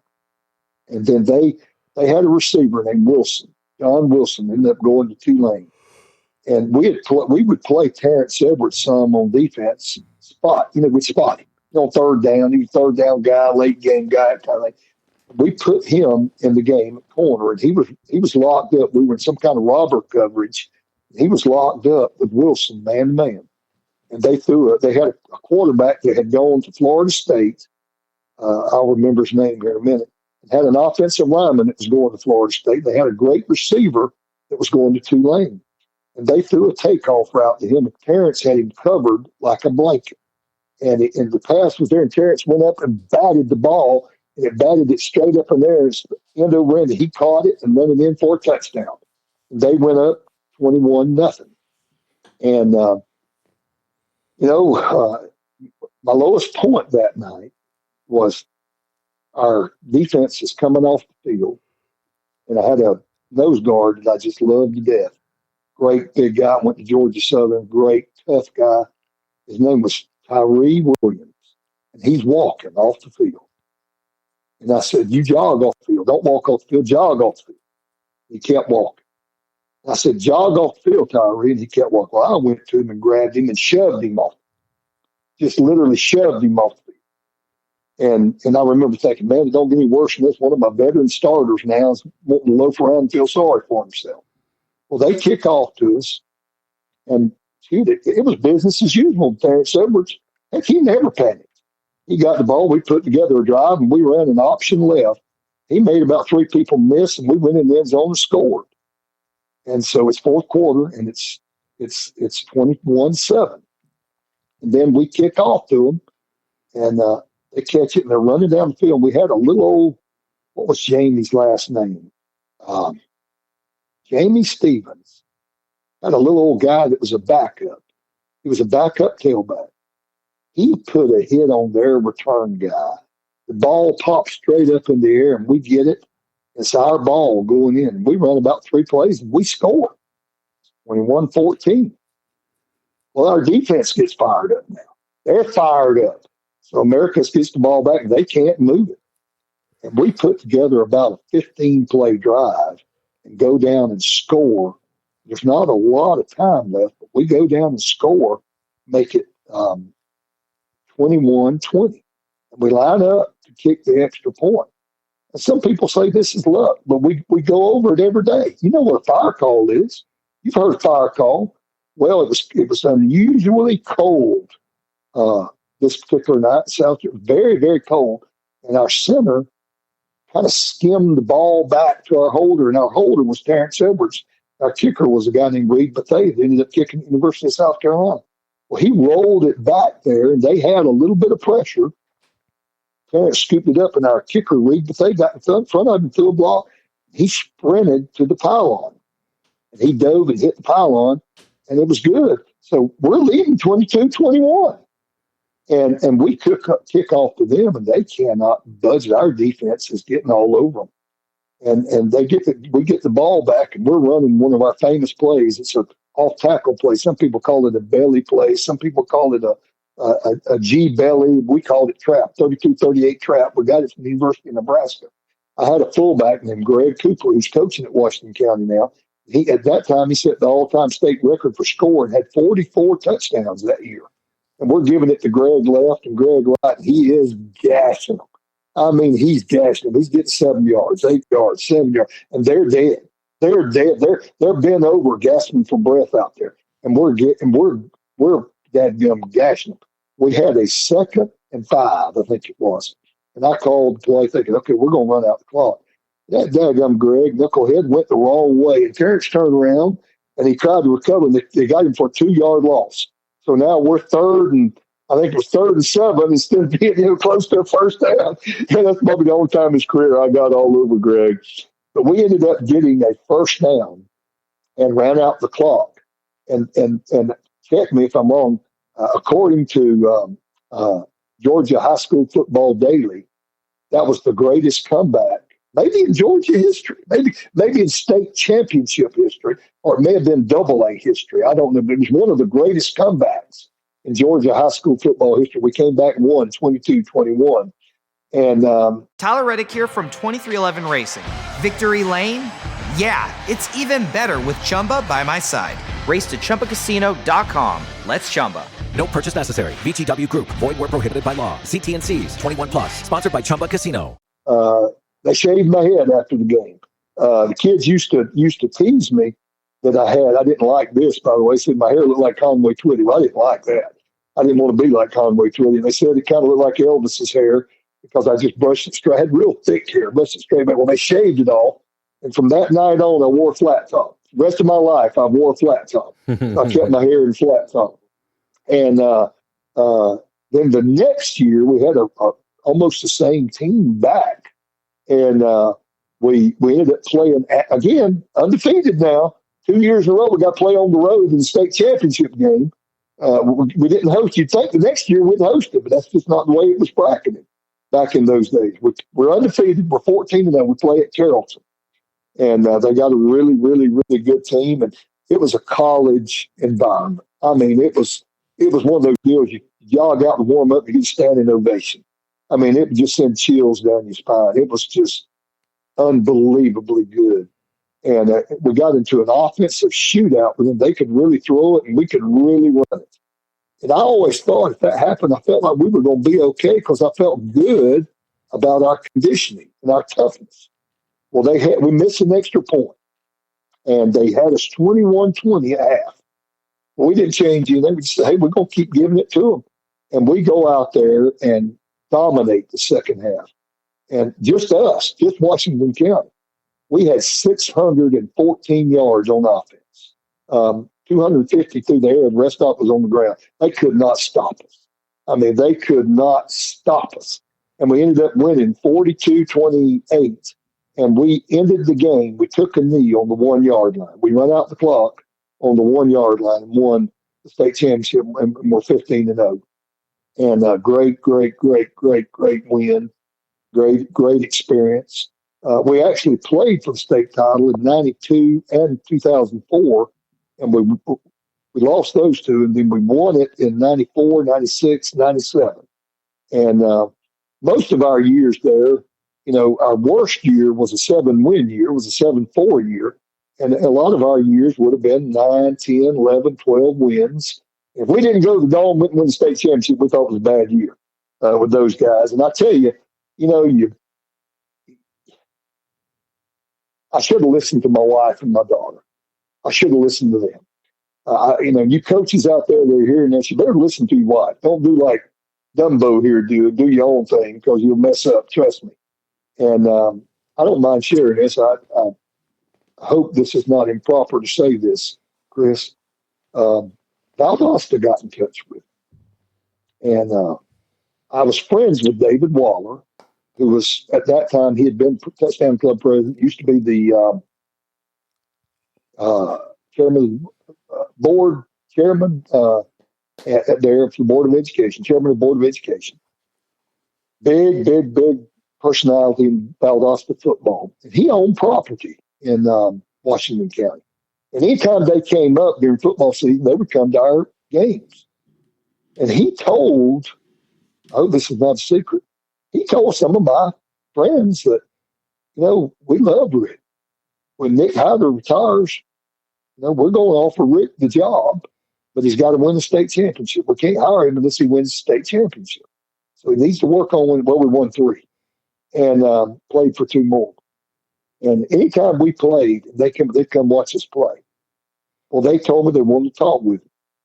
And the principal at times was a gem of a guy, just the greatest guy in the world, named Brett Stanton. And in my correspondence with him prior to going to the interview, he told me, he said, Rick, we're going to offer you this job. He said, you need to figure out if this is what you want. You need to make up your mind. This is what you want. When you come down here, we're going to offer you the job. So I told Angela, my wife. She was very leery based on what happened at Lowndes. Oh, boy, she was leery. You don't want to go back down there.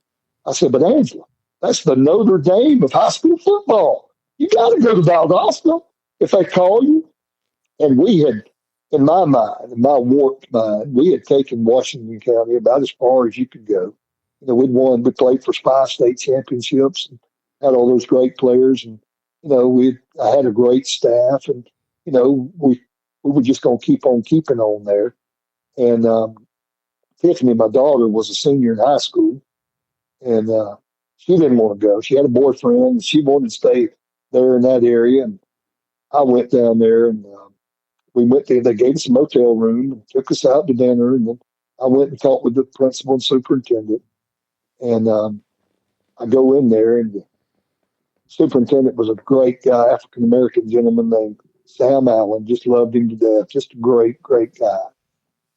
And he said, we want you, Coach. We're offering you the job. And he said, we're going to make you the athletic director when you're ready. He said, we got an athletic director now, but you just tell me when you're ready. You're going to take over as athletic director. We just don't want to put too much on you one time and want you to focus on football. I said, okay. And he said, we're going to get you some secretarial help. I thought, a secretary? He said, yeah, there's a lot of paperwork. We're going to hire you a secretary. We want you to hire you a secretary. I thought, wow. And he said, the Touchdown Club is going to offer you a truck to drive. It won't be your truck, but you can drive it. He said, now, if I were you, I wouldn't take that truck. And I said, well, I got a new truck. I hadn't had a truck for a few months. He said, you got a truck now? I said, yeah. He said, what's your truck payment? I said, I have no idea. I said, Angela makes the payments. He said, well, let's just say $300 a month. I don't know if that was enough. He said, why don't I increase your salary to cover your truck payment? I thought, that's damn good. Heck yeah, let's do it, man. He said, so I can count on you to come? I said, heck yeah, I'm coming. Well, I go outside. We had a motel room. I told Angela and Tiffany, I said, I'm coming to Valdosta. Boy, they pitched, they fit and fell in it. They just destroyed whatever joy I had. No, Rick, don't do this. Tiffany just didn't want to do it at all. And I talked them into it, which was a bad move. I didn't tell you the whole story. There was one day when before we went down there, prior to us going to Valdosta, I'm a man of faith, and I believe in prayer. I believe in the power of prayer, and I believe God does answer prayers and guide us. I believe that with all my heart. And I don't mind putting this right out there for everybody to hear. And I take our little dog outside one night, little Chihuahua named Maddie, and I took her out in the front yard. You could look across the street there. We live across the street from a lake. You could see the water and the moon shining on the water. And I go to the Lord in prayer, and I just said, Lord, tell me what to do. They're going to offer me the job at Washington County. Give me guidance. Tell me what to do. And I tell you, I believe this. This happened. This is not corny. I heard a voice. It wasn't an audible voice. I didn't hear it, I don't think, with my ears. I heard it with my mind and my heart. And I felt like it was the Lord Jesus. He said, Rick, you're going to get that job. You're going to get it. You're going to take the job, and it's going to really hurt. It's going to hurt. And I didn't understand what that meant. I just didn't fully understand it. But, man, he was right. He was dead on. It ever hurts. And I go there, and we had just the toughest first year. I mean, we played the toughest schedule in the history of Georgia high school football. The guy that had been the ticket man had made the schedule. He lined up Murders Row. We played Lincoln High School out of Florida. We played an all-star team from Utah. We played Collins Hill, who was the biggest school in the state. I mean, we played Thomasville High School, defending 3A state champion. I mean, if they were tough, we played them. And we played everybody real tough. But we went 1-9. Terribly embarrassing. And I'm thinking, man, did I ever screw up? I screwed up royally. And they had patience with me. And then the second year, we went 9-3, won 9 games. And I'm coach of the year. I'm the region coach of the year, in fact. And we won another state weightlifting championship, a regional weight competition. Third year, we had a group that really didn't have, I mean, as seniors, there was a great group of kids. There's not many athletes. Went 5-5. And the fourth year, we went 7-3. And, man, they called me in and let me go. And, man, it hurt. Ooh, did it ever hurt. I was thinking that was going to be my last job and last move. And we'd bought a house there. Tiffany was in college there. Angela worked there. And, by the way, she worked in the school system. And what a lot of people don't understand is on the college level, when they let a coach go, a lot of times he's got a multiple-year contract. He gets all this big buyout money. They let you go on the high school level. You got till July 1st to find a daggum job. When you're on a 12-month contract, you don't have a job by July 1st. You don't have money coming in. You got to sell the house, find a wife a job, go find a job, and everything. So I had to find a job. And thank God, Yancey Ford from Effingham County called me. They were looking for it. He called me. And I come up here and interviewed. They offered me the job. And I had been here as an assistant coach years before. I just hit it off great with him and Tim Hood, who was the assistant principal and was the county athletic director. And I came up here, and Angela stayed in Valdosta to sell the house. Man, I remember Coach Bowden talking about when he went from West Virginia to Florida State. His family stayed in West Virginia initially because they were in school. And he said he'd be going to work and he'd hear a song that reminded me of his kids and his family. He said he'd cry and cry and cry. Well, I'm right there with him. I'd cry and cry. I miss my family. Man, I wanted to see my wife and my daughter and our dog. And I was a big old whip, to be honest with you. And they gave me a little apartment up here. I stayed in the old folks' home. I stayed where senior living. They had a little duplex for senior living. And I'd stay Monday, Tuesday, Wednesday, Thursday night and work Friday. And I'd go home to Valdosta on Friday afternoon. And we did that for about 6 months. And there were no houses selling. So finally, our house sold after a lot of prayer. God sold our house. There was no house. We lived on a quarter-mile circle in a pecan orchard, a former pecan orchard. No houses were selling. Well, he sold our house for us. And we took less than what we wanted to take for us. We did sell the house. And that enabled us to buy a house here we really wanted. And we bought a better house here, to be honest. We enabled us to get a better. We're still in it. We've been in it 14 and a half years.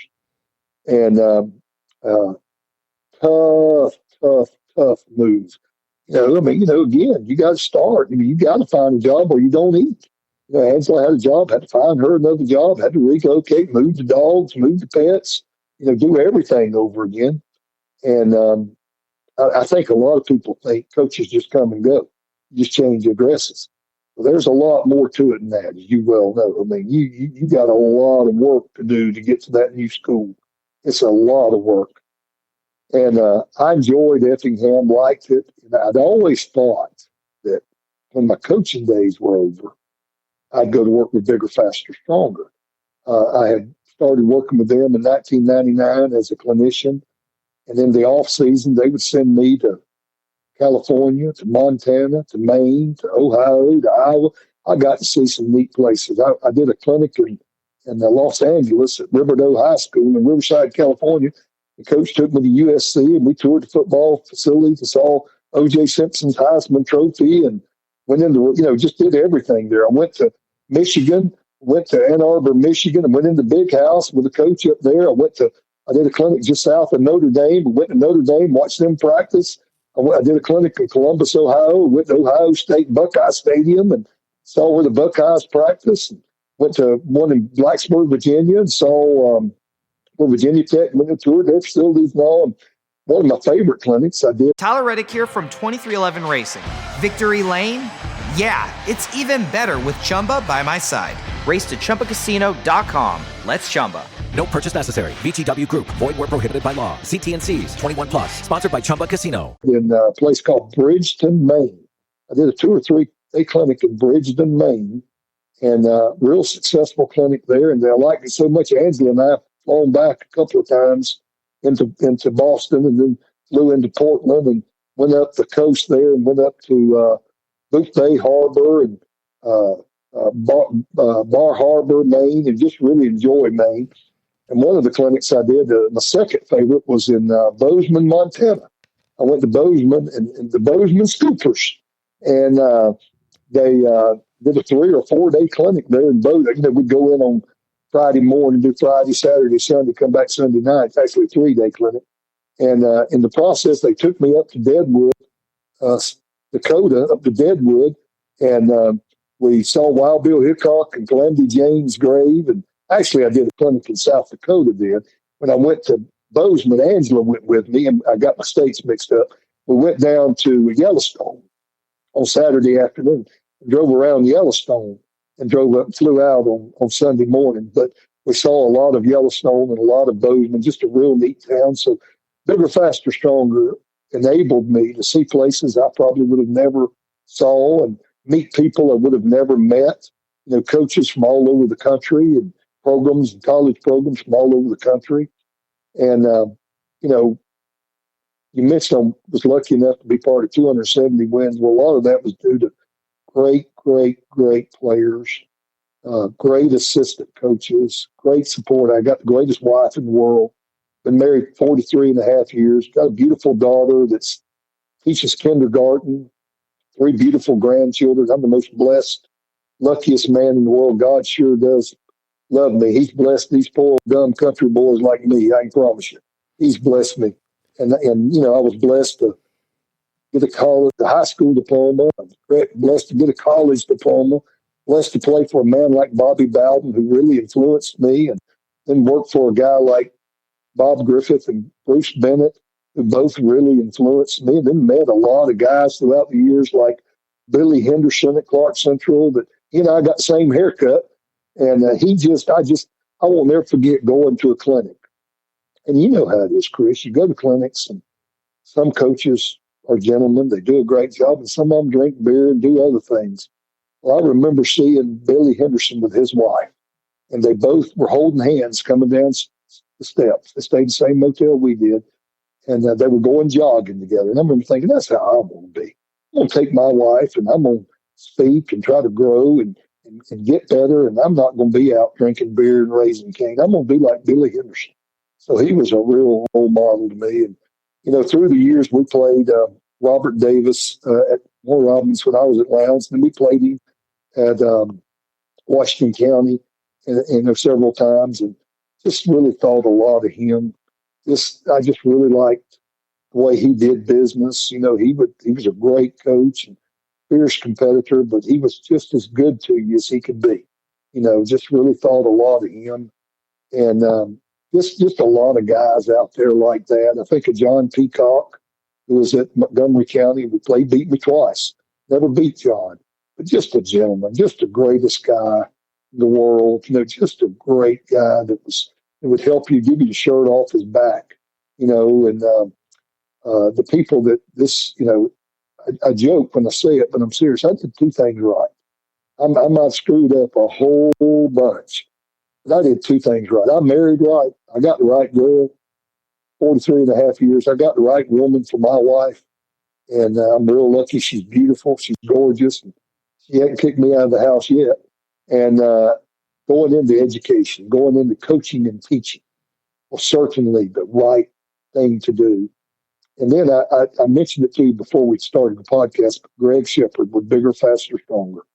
What a great mentor he was to me. He was the closest thing to a genius I've ever seen. He devised and put the program together. He developed the program. He studied and trained at the Olympic Training Center. He would watch the discus throwers and the hammer throwers and the shot putters. He watched how they trained with weights. He'd see the football players that'd be, you know, a little on the fat side. The football linemen would be slow and big, but the track athletes, the discus throwers, the hammer throwers were muscular. They were fast. And he started asking them questions about, well, now, what do you do? How do you train? How do you get that way? And he put together the set rep system and the exercises of Bigger, Faster, Stronger. And he did it with the high school coach in mind. He coached in high school, and he always called it the secret. There's a secret. It's not X's and O's. It's not offensive or defensive genius. It's developing your players. It's making your players bigger, faster, stronger. That's the secret. And the secret is how you train with them. And I always thought that was an edge. If I had an edge, that was it. That we were going to follow what I thought was the greatest strength program in the world, especially for high school kids. We're going to get a great number of them out there. We're going to get them involved. We're going to have great enthusiasm. I was going to demand that any coach that coached for me was going to be really enthusiastic about the strength program. He wasn't, I was going to get rid of it. You're going to push the strength program. You're going to be enthusiastic about it, or you need to go somewhere else, because we're going to make that the core of what we do. And I don't think you got to be real complicated on the high school level. I think if you're in great shape, if you're strong, which is going to help you with injury prevention, and you're enthusiastic and you're positive, and you go out there and you put a premium on defense, and you really stress fundamentals, and then you can run the football some on offense and then throw it on your terms. Now, one thing, you know, everybody tells me I got a reputation to be a 3-yard cloud of dust. And that team I had in 1994, George Askew, I had a little old quarterback that threw 29 touchdown passes that year with only 2 interceptions. Now, that's Joe Montana type numbers now. You think about that. 29 touchdowns with 2 interceptions. And a lot of them were play action, bootlegs, or sprint draw type passes. They were still touchdown passes. So we threw it on our terms. And, you know, it's just the greatest blessing in the world. If you had told me when I was at Florida State what I was going to be able to do going to be able to play in 5 state championships, win 3 of them, be 15-0 3 times, and, win 10 region championships. And, heck, man, other players I've been lucky enough. Nolan Smith just played with the Eagles. I coached him at Calvary. Michael Gilliard led the Georgia Bulldogs in tackles one year. Jay Rome played at Georgia. Just Dontavis South played at University of Tennessee, started for them. I had a kid that played for me at Jonesboro named Tracy Smith that just loved him to death. And he goes to Tennessee, was my tailback. And he went to Tennessee and played defensive back, played corner. I watched him play in Athens one day. But they were playing UCLA in Knoxville, and they were losing. And he had an interception, a pick 6 for a touchdown that helped them win the game. And Tennessee was able to beat UCLA. Well, the very next year, they got to go out to Los Angeles and play UCLA again. And the 2 tailbacks had been hurt. Spud Webb was one, and there was another one that was hurt. So they thought, we got to have some hits. So they moved Tracy to offense. So he goes to tailback, and he's SEC back of the week that week against UCLA. Ran all over UCLA out in Los Angeles. So I was real proud of Tracy, obviously, for that. And then, of course, Terrence Edwards and Robert Edwards. I mean, if their mamas and daddies would have let me, I'd adopted them. I just love those boys to death. Terrence Edwards was just such a winner. I mean, you talk about a winner. We watched him the senior year. He made the Georgia-Florida All-Star game. And Little Washington County, little AA school, they played.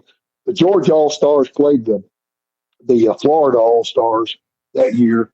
And Florida had the edge, I think, at that point.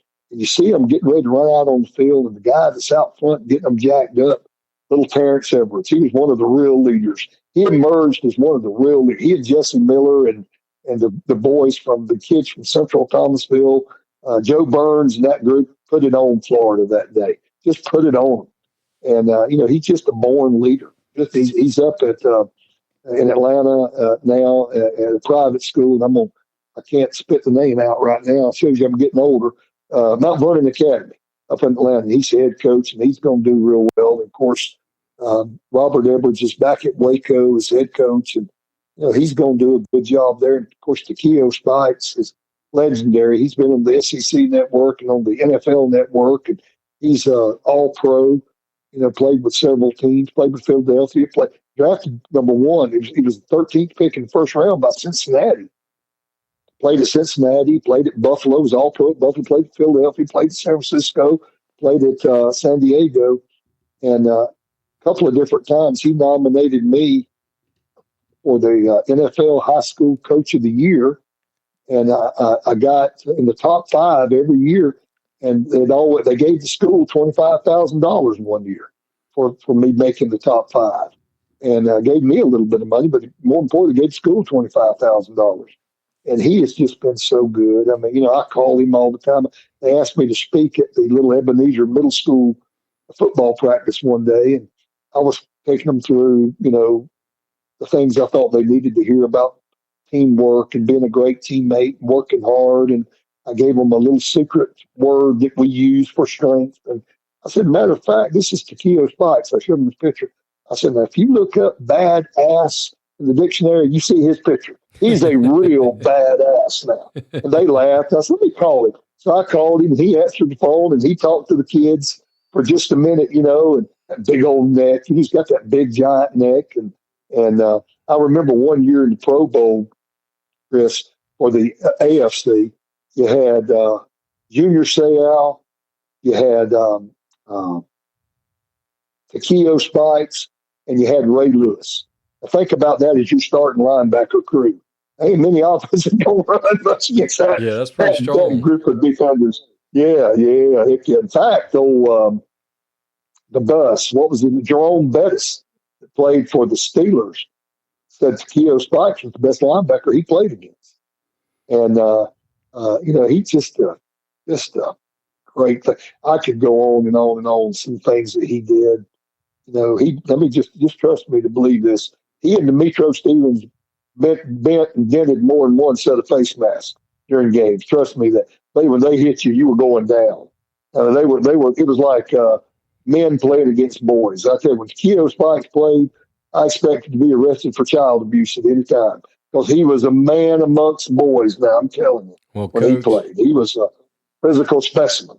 Well, Coach, you definitely developed a bunch of men amongst boys and poured into them over the years, and the things that you've done in the Georgia High School Association and as a coach and as a man and as a leader of men, you know, it's just been fun to watch and just appreciate it amongst your peers and just appreciate what you did for all the young men that you came into contact with. And I just appreciate you coming on and sharing your story with us today.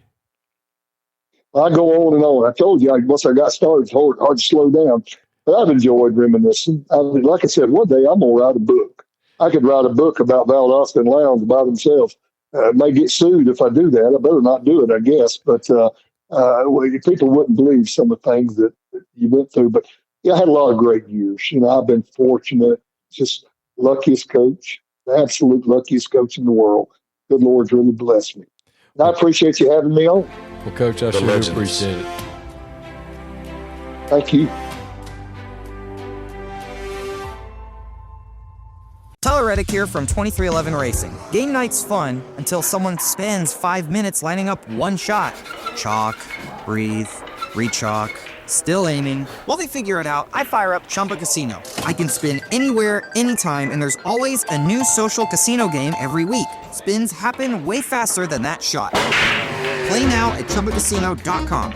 Let's Chumba. Sponsored by Chumba Casino. No purchase necessary. VGW Group. Void where prohibited by law. 21 plus. Terms and conditions apply. When you manage procurement for multiple facilities, every order matters. But when it's for a hospital system, they matter even more. Grainger gets it and knows there's no time for managing multiple suppliers and no room for shipping delays. That's why Grainger offers millions of products in fast, dependable delivery, so you can keep your facility stocked, safe, and running smoothly. Call 1-800-GRAINGER, click Grainger.com, or just stop by. Grainger, for the ones who get it done.